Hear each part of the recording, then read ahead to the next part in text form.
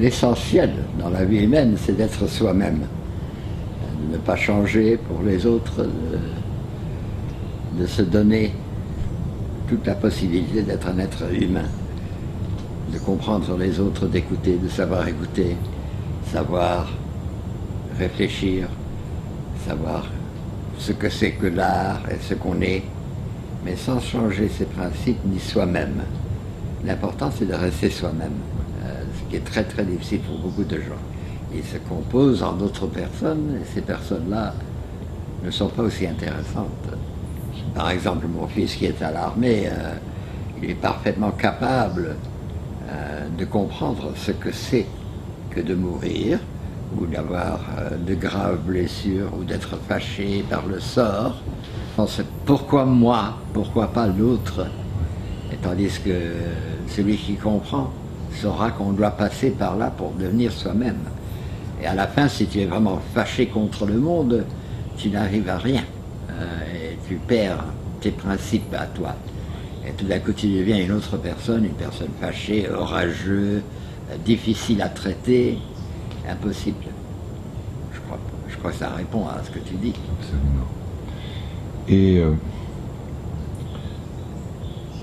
pour compléter ce que tu viens de dire, à ton avis, ce qui donne un sens au-delà de tout cela à l'existence humaine, c'est quoi? C'est la culture, c'est la réussite, c'est l'amour, la religion? Écoute, nous sommes ici sur ce monde pour si peu de temps qu'on n'a aucune idée. On est comme des étoiles filantes. On passe à travers ce monde et voilà, pif. On est ici depuis quoi, 10 000 ans, quelque chose comme ça, ou 30 000 ou 40 000, mais c'est un rien. Hein?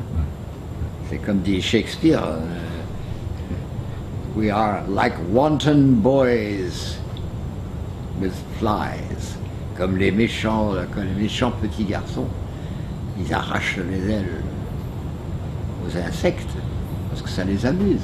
Ils ne savent pas que c'est à cause de la souffrance, que l'insecte aussi a ses droits à être soi-même.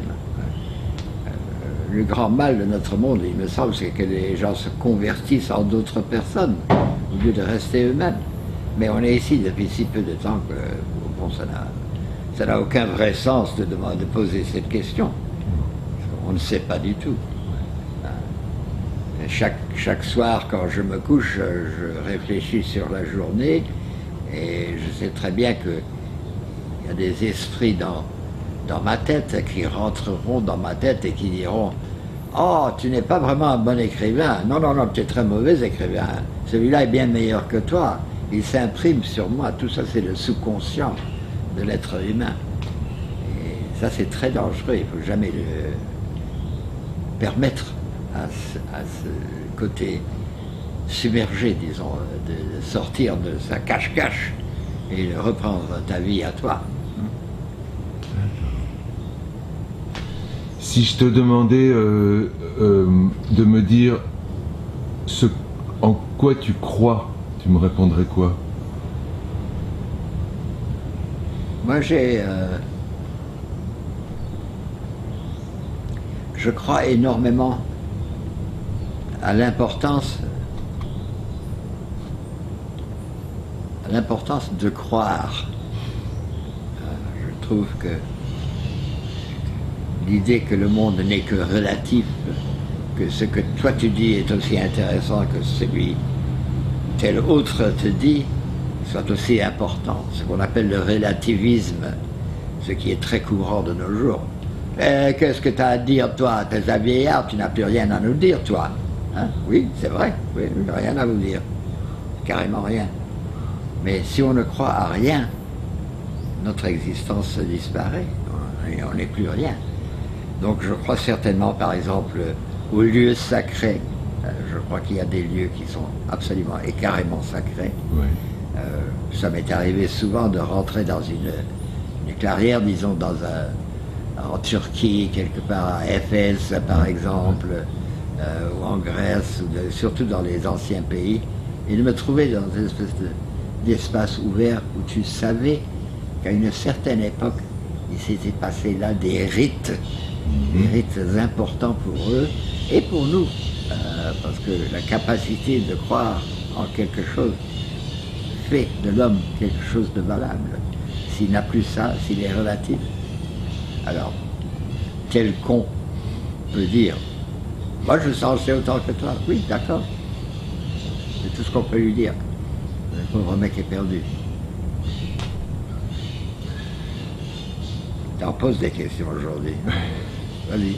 Tu veux que je continue ou il y a d'autres choses dont tu voudrais parler qui ne sont pas dans ces questions? À toi de poser les questions, tu n'échapperas pas facilement. Hein. Bon, très bien. Je te préviens. Aujourd'hui, quand tu regardes au dernier entretien, tu faisais un tableau assez pessimiste de l'art et de la culture et de l'étape. Mais je crois que nous sommes terminés. Voilà. Ouais. Mais nous sommes terminés. Est-ce que tu penses sincèrement que on peut emporter avec nous quelque chose d'aussi immense que l'art, la culture, la musique, choses comme ça? Mon cher, mon bien-aimé, tu cherches toujours ça pour toi. Oui. C'est ce que toi tu veux. Oui. Ouais. Peut-être tu as raison. Peut-être toi tu en as besoin. Mm-hmm. Qui suis-je, moi, Olivier? Au fond, c'est ce que toi tu cherches. Pas nécessairement ce que moi je cherche. Peut-être je le cherche, mais d'un autre moyen. C'est-à-dire, moi je n'y crois plus. Toi tu y crois encore parce que tu veux que l'art survive. Et donc que toi tu survives. Facile à dire, mais pas facile à savoir. Hein. Ça n'a pas été facile pour toi jusqu'ici. Ça ne sera jamais facile pour toi, parce que tu es un être très compliqué toi-même, donc tu poses ces questions parce que tu voudrais une réponse consolatrice. Chose que je ne suis pas certain que je puisse te donner. Moi je vois très bien la fin de notre monde, disons, aux yeux bleus, avec la musique classique. Je te dis, je crois t'avoir dit l'autre jour que je suis un vieux juif. C'est-à-dire, je vais encore au concert, etc., mais c'est terminé. Il n'y a plus de musique classique, et la musique classique a tellement changé, l'opéra a tellement changé, tout a changé, et maintenant, absolument, tu rentres en scène, tu sors ton truc là et tu pisses partout, et ça c'est vraiment bien, c'est formidable, c'est nouveau, c'est créatif. Hein. Et puis c'est surtout les Français qui font ça. Hein. C'est surtout les Français qui ont aménagé ce changement. Hein, parce que pour eux, le nouveau, l'art, tout ça, c'est très important pour eux, parce que c'est la seule chose qui leur reste aux Français. Hein, c'est d'être des Français, donc libres penseurs, inventeurs, etc. Spécialement les Français, tu penses? Plus que les autres Européens? Oh, absolument, parce que les Français, s'ils ne défendent pas leur culture, qu'est-ce qu'ils ont? Hein? La culture française doit survivre pour que la France survive. Hein? Alors on a parlé l'autre jour de ça, de l'étatisme comme le grand danger. Oui. Je t'ai raconté les présidents que j'ai connus, tous ces gens-là, pour eux c'était très important, c'est important pour Hollande, c'est important. Tout est important. Mon fils me racontait par exemple, le soldat m'a raconté hier, il dit, sur les gens qu'on a,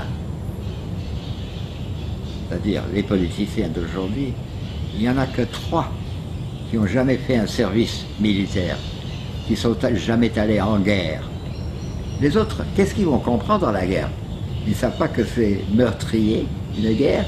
Ils ne savent pas qu'ils peuvent être tués. Oh non, non, ça ne leur vient pas l'idée. Parce qu'ils ne savent pas. Donc tu vois une Margaret Thatcher ou de ces femmes extraordinaires qui maintenant commandent le monde. Et pour eux, ce n'est rien. Ils n'ont jamais fait la guerre. 3 personnes sur toute la chambre, de tous les représentants du Parlement anglais, c'est quand même choquant. Hein? Tandis que mon fils, je l'ai vu quand il revenait de l'Afghanistan, d'une guerre qu'ils allaient perdre de toute façon, ils le savaient très bien qu'ils allaient perdre. Eh bien, Il ne pouvait pas même bouger. Il avait tellement peur. Il a eu tellement peur pendant qu'il était là. Il savait que c'était une guerre ridicule, qu'on allait la perdre, qu'il ne fallait pas être là, mais c'est son métier. Donc il le fait. Et il le fait très très bien. C'est un très bon soldat, et puis c'est un être humain. Il sait penser comme les autres, c'est-à-dire être une personne et pas changer. Tout ça. Si tu prends, disons, un serment qui t'explique, je ne sais pas exactement comment dire ça, mais qui t'explique que tu dois faire telle et telle chose parce que tu appartiens par exemple à la CIA, disons. Bon, tu appartiens au service de renseignement. Tu prends ton serment, tu dois faire telle et telle chose pour être là-dedans. Alors si tu veux changer ce que tu es pour servir quelqu'un, tu perds ce que tu es. Donc, à quoi bon? Pourquoi le faire? Tu peux toujours refuser, naturellement. Mais si tu refuses, on ne te voit pas très bien, c'est pas bien de refuser ces choses-là. Je parle justement dans un fragment que je suis en train d'écrire, d'un vrai agent de la CIA, et j'en ai connu dans ma vie. Donc celui-là était un vrai. Je me suis rendu compte qu'à la fin de sa vie, il est mort en 78, moi j'étais aux États-Unis, et personne ne m'a averti qu'il était mort. On ne pouvait pas, parce qu'on avait peur d'être peint sous les couleurs de la CIA. Donc, le mec est mort seul, sans testament, sans que personne s'occupe de lui, parce que les gens avaient peur d'être reconnus comme appartenant à la CIA. Eh bien, si on se met dans la CIA, c'est qu'on veut. On peut dire non. Mais si on est dans la CIA, c'est plutôt difficile de dire non. Donc ce que je suis en train d'écrire, c'est justement cette procédure par laquelle on mentionne tout ça, et on est vrai, on dit, oui, j'étais là. Et je comprenais beaucoup de ces choses par instinct. J'étais un imbécile, souvent, parce que j'étais encore très jeune. Je ne savais pas du tout. Quand j'ai signé avec mes contrats avec le Congrès pour la liberté de la culture, c'était pas pour faire la guerre au coco, rien du tout. C'était parce qu'on m'avait invité, on m'avait promis 3 ans en Amérique latine, avec toute liberté, assez d'argent pour vivre, etc. Alors j'ai dit, wow, ces mecs-là, ils sont bien, hein. Oui, ça devrait être intéressant, allons-y. Et je suis parti sans difficulté. Tu avais quel âge? C'était en 62. 62. Donc tout de suite après... Mais non, mon éducation politique a été faite dans le Congrès. Donc c'est par le Congrès que j'ai fait des grandes conférences, que j'ai mis Neruda assis à côté de Ignazio Silone, et que toute une vie s'est développée par le Congrès pour la liberté de la culture. Et j'approuvais ce qu'il faisait. J'avais aucune idée, naturellement, que c'était une partie de la CIA. Ça, on l'a appris longtemps après. Mais je l'aurais fait quand même, parce que ce qu'ils font était bien. Je les ai rencontrés, Bouba Haussmann, tu sais, quand même, alors, je connais leur bureau, je connaissais les gens, il y a des gens magnifiques là-dedans. Il y a aussi quelques types pas aussi bien, mais ça, on les a toujours autour de nous. Ça t'amuse? Ça m'amuse, ça me passionne. Cette époque donc où tu as pris contact avec enfin, tu dis que ta culture politique vient du Congrès. Quelle a été ta première rencontre avec la politique et avec le Congrès? Ils m'ont invité. Ils t'ont invité au moment où j'enseignais à Porto Rico. Voilà. Mon contrat était plus ou moins terminé. Mon grand ami Saul Bellow partait pour les États-Unis. On avait des problèmes avec la revue, avec le Novel Savage, donc il y avait un tas de choses. Et c'était un enterrement de Jaime Benitez, qui était le recteur de l'université de Porto Rico, un grand ami, un grand mec, qui avait dit, toi, tu es un homme utile. Tu seras toujours un homme utile. Et tu seras employé par les autres. Parce qu'au fond, quand moi je te dis de faire quelque chose, tu le fais. Hein, mais tu ne le fais pas comme je le ferais moi. Tu gardes ton indépendance et tu es ce que tu es toi. Donc, je ne sais pas comme mon autre assistant, qui était Jorge Enjuto, un merveilleux type, qui lui faisait toujours d'avance ce que Jaime Benitez voulait, parce qu'il savait. Il connaissait son maître à tel point qu'il pouvait rester lui-même, mais aussi penser pour lui. Okay. Tandis que moi, il m'a dit, tu es un être utile, tu seras toujours usé par les autres. Et c'est vrai, j'ai toujours été derrière les scènes, un grand pouvoir derrière les scènes. Tout tombait sur moi, c'est moi qui faisais tout le travail, c'est moi qui organisais tout. Mais j'étais bien caché. Alors personne ne pouvait dire, ah non, ça c'est Bosfor qui a fait ça. Ah non, pas du tout. Je ne savais pas du tout qui le faisait. Naturellement, les gens pensaient, ah bien, ce mec-là, il est en contact tous les jours avec tel et tel, on le voit toujours, on connaît son background, etc. Mais... Et alors J'ai toujours été employé. Et ça m'a été très utile parce que je me suis formé dans cela. J'ai compris finalement en lisant, c'est par là que j'ai connu le grand peintre Czapski, j'ai connu tous les grands écrivains, mon grand copain Kodielensky, des Polonais, tout un monde sort de là. Et ils sont tous des gens très très intéressants. Donc, moi j'approuvais ce qu'ils faisaient, franchement. Et j'approuve toujours. Je trouve que le Congrès pour la liberté de la culture a fait beaucoup pour nous défendre contre des idiots cocos. Et ça c'est bien. Parce que comment pourrait-on vraiment accepter? Et je m'en fiche éperdument ce que pensent les bien-pensants là-dessus. Hein. Bon. Ils savent où mettre. À toi, François. La religion pour toi est quelque chose qui est un... Pardon-le. La religion. Oui. Tu t'es retrouvé à pratiquer la religion ou c'est quelque chose que tu gardes à l'intérieur? Ah, tu sais, ça change beaucoup d'époque en époque. Comme tu sais très bien, je suis moine, donc j'ai la partie tout à fait ascétique de ma vie. J'aime la solitude, je ne me sens pas seul, je suis dans une communauté religieuse, je me suis senti toujours à mon aise dans une communauté religieuse. Au fond, j'ai un fond très catholique, ma mère était très pieuse, donc ça comptait beaucoup pour elle. Elle m'a bien enseigné, j'ai fait tout ce qu'il fallait faire pour être un bon catholique, ce qui ne veut pas dire que j'en sois un.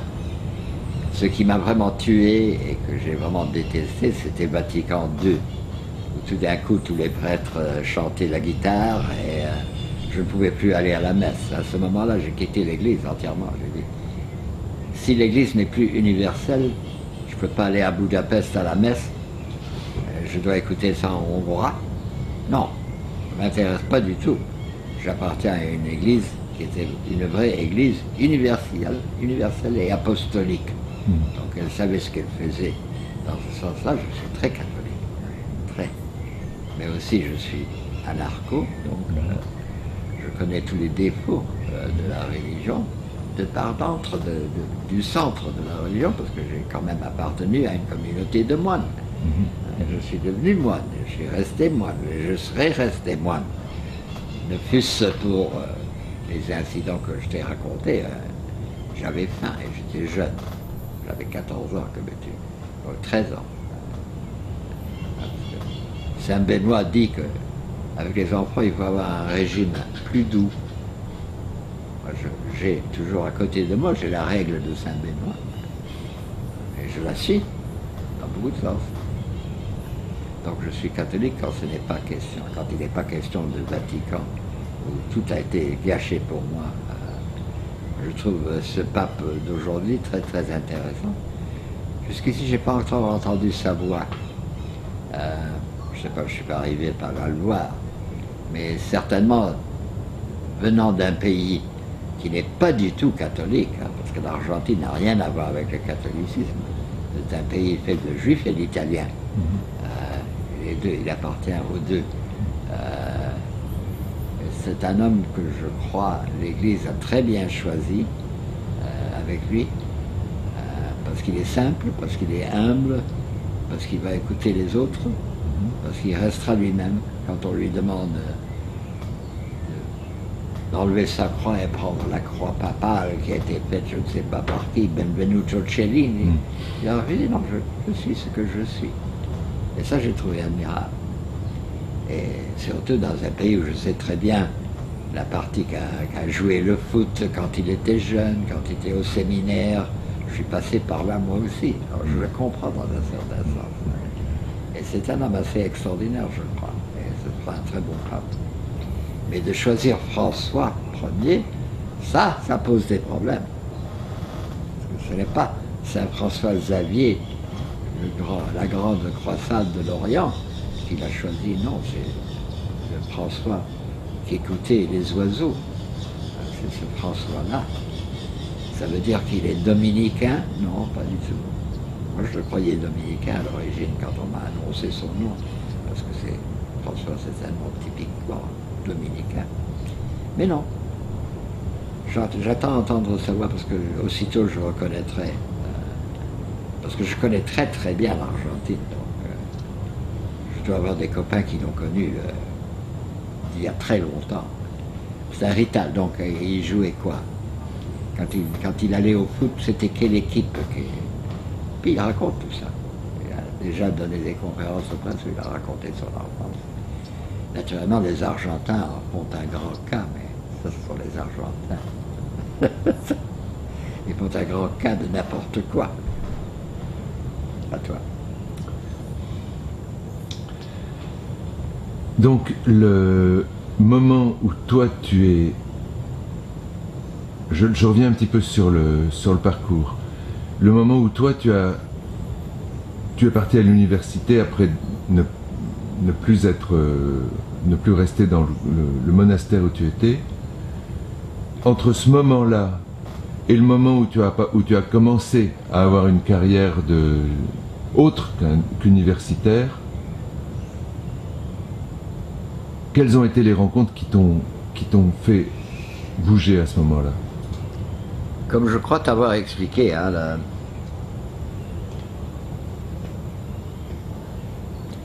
peut-être que je n'ai pas bien fait. L'université à l'époque où moi je suis allé à l'université, très jeune, était une université extraordinaire. C'est-à-dire qu'elle était entièrement libre, il y avait 600 étudiants et 3000 professeurs. Donc tu comprends, ce n'était pas une université normale. Ça, tu l'as tout à fait déjà dit. Dans ce monde extraordinaire, tu rencontrais des gens extraordinaires. Un Erich Auerbach, qui est élève de Spitzer. Tu rencontrais Henri Faucillon, un grand historien d'art. Et ces gens-là venaient, ils étaient au bord de la route, ils disaient « Viens chez moi aujourd'hui, parce que je donne une conférence sur telle et telle chose. » Et tu passais à telle et telle chose, et c'était extraordinaire toujours, parce que tu étais assis avec des profs. Et les profs étaient là avec toi. Hein, et ils faisaient les mêmes cours que toi. Donc, tu pourrais aller le matin à celui-là, et l'après-midi, tu trouvais le temps pour trouver celui-là, et pendant le soir, tu allais au cinéma, et tu t'amusais très bien. C'était une université extraordinaire. Fini la guerre, tout ça a disparu. Yale est redevenu ce qu'elle était avant, un endroit, un numerus clausus.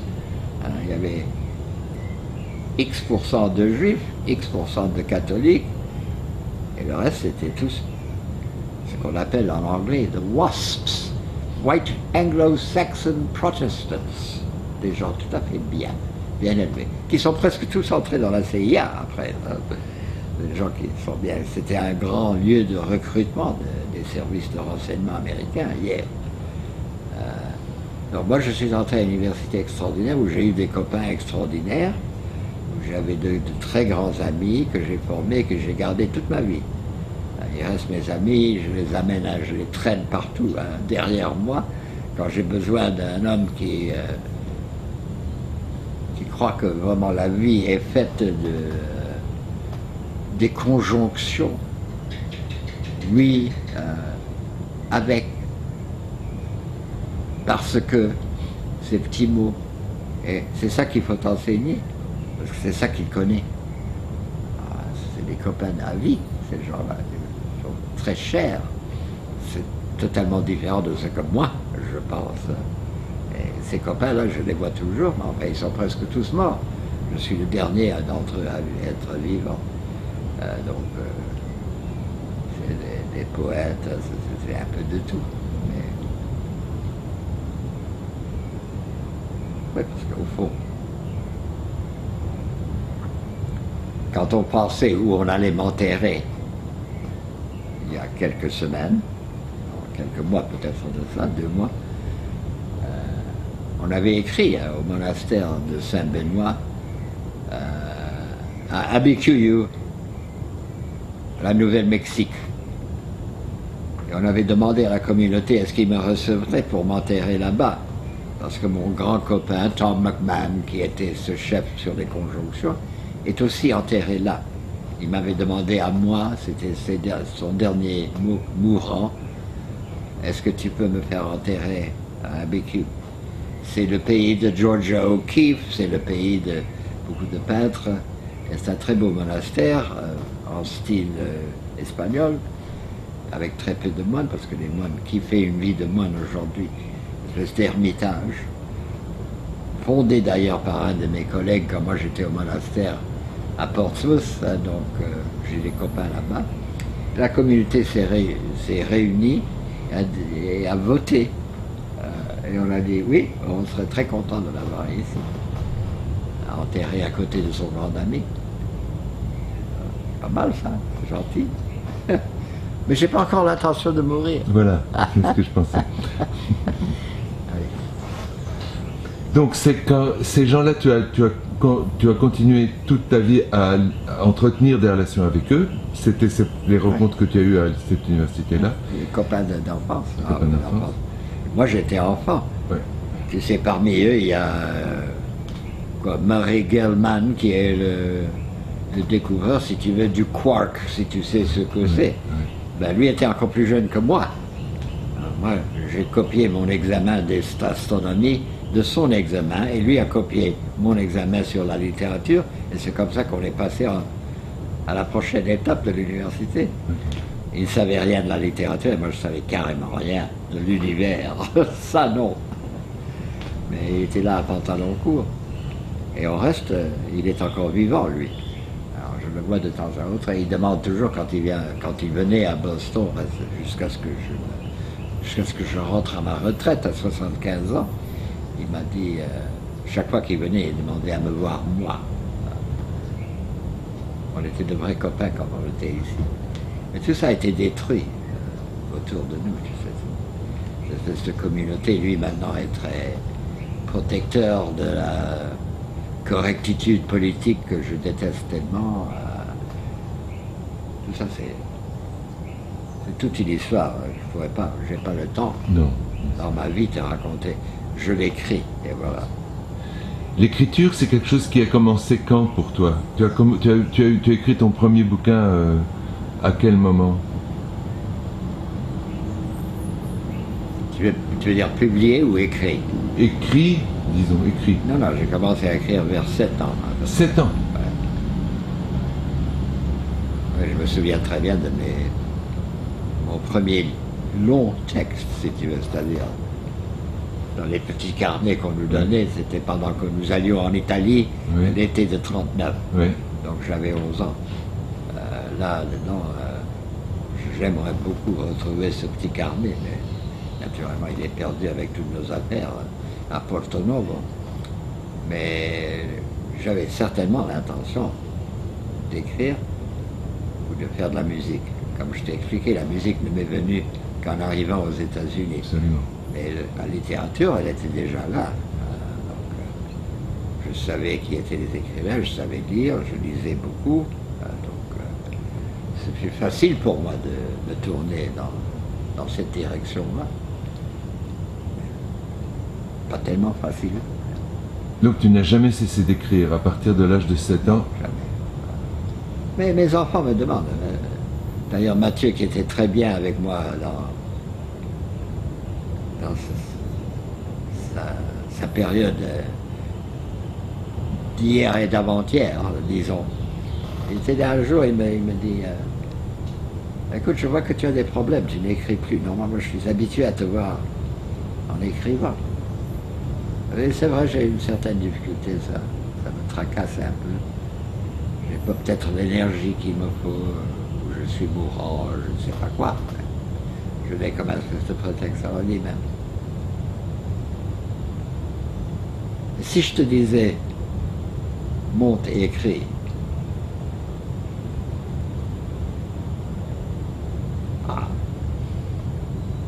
mais c'est une idée. Alors, je te donne l'ordre. Vas-y. Sinon, je suis remonté, j'ai commencé à écrire.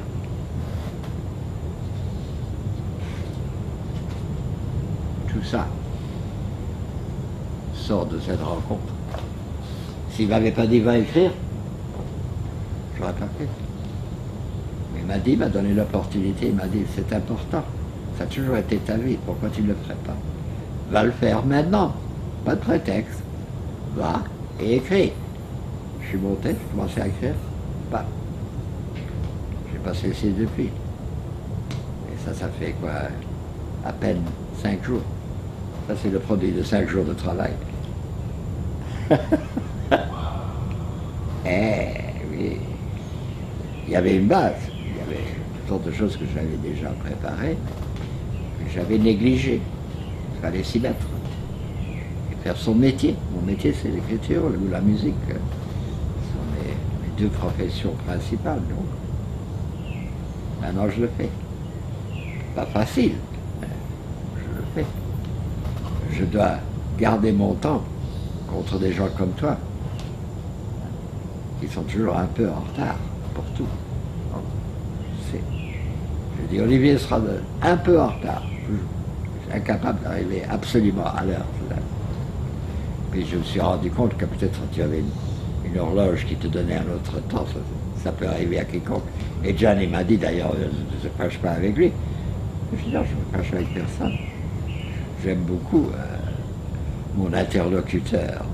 Ça me donne l'opportunité quand même de parler à des gens qui ne me connaissent pas du tout. À toi. Ou peut-être ça fini. Non, pas du tout. Moi, tant que tu es valide, tant que tu veux bien, je continue. Pour finir cette partie de l'interview, donc on avait commencé par des grandes questions et des grandes immenses questions. Et finalement, je vais peut-être revenir à une grande question aussi, c'est-à-dire le fait d'écrire pour toi, c'est quelque chose qui est important pour toi, ou c'est quelque chose qui est absolument nécessaire? Ah non, pas du tout nécessaire. Non, ah voilà. Pas du tout nécessaire. Mais aussi, c'est pas ça qui fait le moi. C'est une partie du moi. Une partie très très importante. J'y travaille comme un espèce de... J'écris parce que j'aime beaucoup écrire. J'aime les mots. Je débute par là. J'aime les langues. J'aime les concepts. Donc tout ça, ça fait partie de mon être. D'être telle et telle personne, ça c'est mon métier. Mais chaque fois que je simplifie, je remonte à mes textes, je les coupe, je les refais 10 fois par page, au moins 10 à 15 fois. Ça passe par là, c'est imprimé, ça passe par ici, et puis ça, tout ça, ça monte. Les archives botsfordiennes sont immenses, parce qu'il y a chaque chose corrigée en ordre de correction. Pas parce que je me trouve important, parce que je ne suis pas du tout certain que je le sois.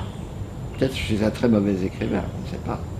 Et on ne le saura jamais. C'est pas toi qui décides si tu es bon écrivain ou mauvais écrivain, ce sont les autres.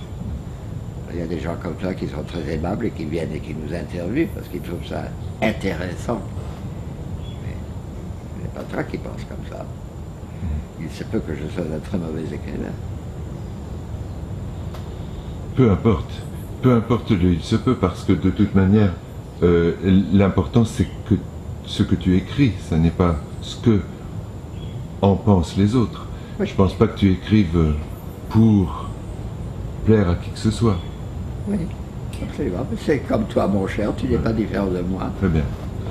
Et donc, cette partie de toi qui est, qui est écrivain, comment est-ce que tu as vécu les moments de ta vie, je pense, qui t'ont poussé à faire autre chose? Est-ce que tu as pu conserver une ligne? J'ai une discipline intérieure immense. Tu sais très bien que je vis par un horaire qui est fixe depuis le début de ma vie presque. J'ai l'heure où je dors, j'ai l'heure où je travaille, j'ai l'heure de ça. J'ai tout dû changer avec ce qui se passe dans mon corps quand je suis mort quand même. Une fois que tu es mort, tu ne penses plus tellement aux horaires. Maintenant, je dois tout recommencer, refaire et faire tout le matin au lieu de le faire la nuit. Et ça a été assez difficile pour moi de trouver le temps nécessaire. Mais tu es ici un dimanche. Dimanche, pour moi, c'est une journée libre. Je regarde mon sport, je regarde mon foot, je m'amuse beaucoup. Voilà. Je regarde les romans policiers, j'en écris, ça fait partie de ma vie. Bon, il faudrait arrêter là. Bien. C'est l'heure de Marie-Jo. Parfait. Et je vois Jeanne qui rentre. T'as bien, tu fais bien ton travail, tu fais bien ton boulot.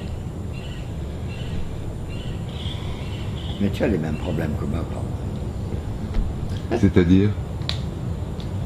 Toi, tu veux que tout ça survive. Ah, je ne sais pas si je veux que tout ça survive. Je me pose la question de savoir si cela n'existe pas en dehors de nous. Voilà. Je me pose cette question-là parce que... Oui, la question, oui, mais puisque nous serons tous disparus dans quelques instants, comme ça, Voilà. ils sont faits. Allez, descendons Ok, un instant. descendons.